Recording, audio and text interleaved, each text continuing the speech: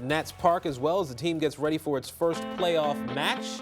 They will take on the Dodgers, and you better believe fans cannot wait. And neither can our Un Yang, so she's out at the ballpark all morning long previewing what fans can expect. Good morning. You know, I love coming down to Nats Park before the fans arrive because you can really take in the glory of the field, and it is a beautiful thing. What a great day for a baseball game. I'm like a big kid because I'm such a huge fan. I'm so excited for the game. We're going to be here all morning long to tell you what you need to know about coming down to the game, about security and travel. Plus, we're going to talk to the groundskeeper about this beautiful field. We'll see if he'll let you ride that John Deere behind you, Anna. Put me to work. They can put me to work. We'll check back in with you in a few minutes. Thank you. All right, right now we want to check back in with Chuck, who is monitoring the situation as Hurricane Matthew continues to push up the East Coast. Chuck? Yes, indeed. Hurricane Matthew, the new advisory and the new forecast track just now coming in from the National Hurricane Center. Still a Category 3 storm with 120-mile-per-hour winds. But watch the forecast track. This has just been updated here. And notice the Hurricane Center is a little more optimistic. They're keeping the center of the storm just a little bit farther off the coastline. That would make a huge difference in impacts along the beaches here. If the storm were to stay a little bit closer to the coast, it would bring the core of the high winds more onshore. This track will keep the worst of the winds offshore. That being said, this is still going to be a huge loss of power and property along the North Florida and the Georgia coastlines.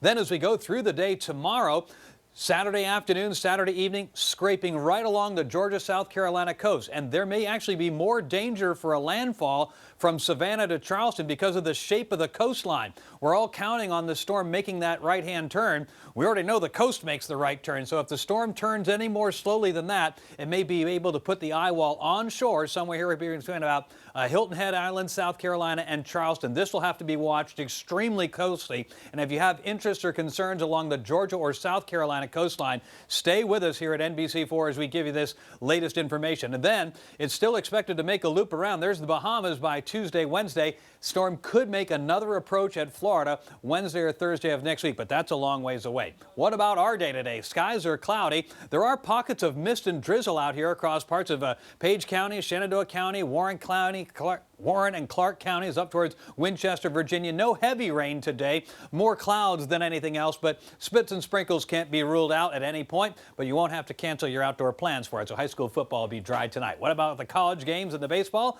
That forecast coming up in 10. It is time for Melissa Millay on a Friday morning. Good morning. Still have that closure here in Haymarket. 15 at Log Mill Road. Crash with all lanes blocked. That is what that purple color means. Nothing is getting through right now as they try and clean that up. Outbound Lee Highway, the ramp to southbound Fairfax County Parkway, that ramp is now blocked as they try and clean that crash up this morning. Southern Avenue southeast at Fitch Street, still have all lanes blocked there for that accident as well. 270 Montgomery Village Avenue, northbound lanes, debris out of the roadway. Still have 5 vehicles with flat tires, tows on the way there to get those out of the way. Southbound traffic is unaffected. Back in 10 minutes. All right, Melissa, thank you. It's 5:03 now. Breaking news right now. We are tracking, of course, Hurricane Matthew this morning. You take a look at that storm's path. You can see it's right off the coast of Cape Canaveral now. Okay, so this is still a Category 3 storm, packing winds of 120 miles per hour. President Obama declaring a state of emergency, which frees up any federal aid that the state may need.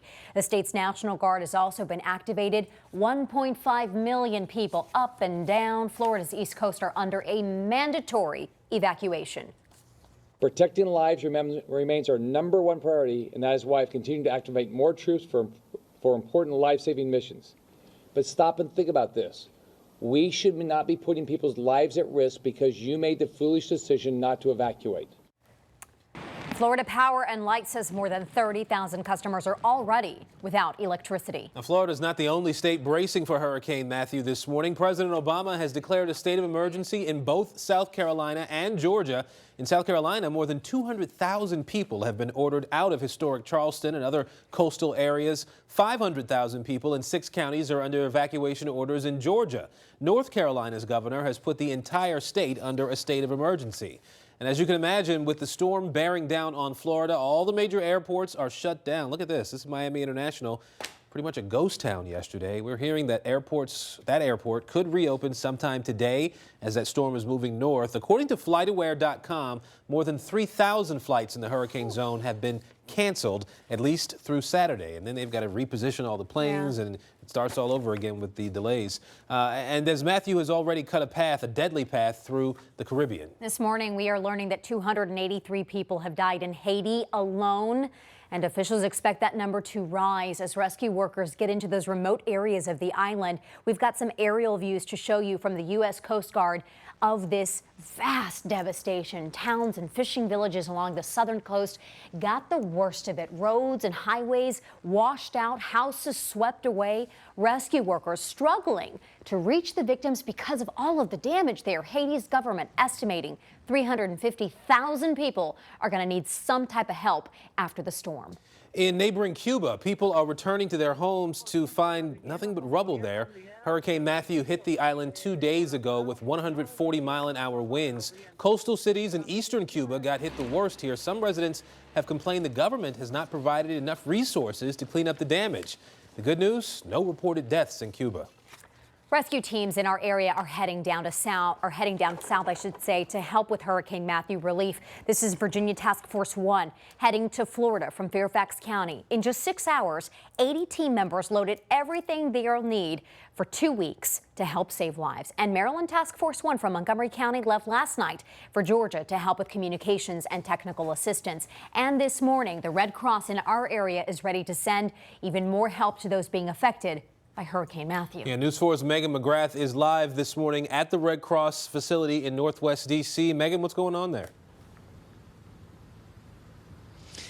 Well, as you would imagine, folks at the Red Cross very, very busy as they monitor the hurricane and the damage that it causes and the needs that will be left behind for folks in those areas hardest hit. But this is the kind of emergency that the folks at the Red Cross train and prepare for, and people from our area are lending a helping hand. There are 3 disaster response vans headed their way south from the DMV. They're going to be going to the areas hardest hit by Hurricane Matthew. They are loaded with water and food.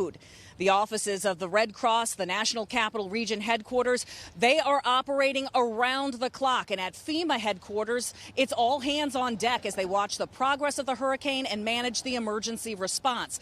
Now, a big part of the work in the days ahead will be tending to the basic needs of storm victims, providing clean water and meals.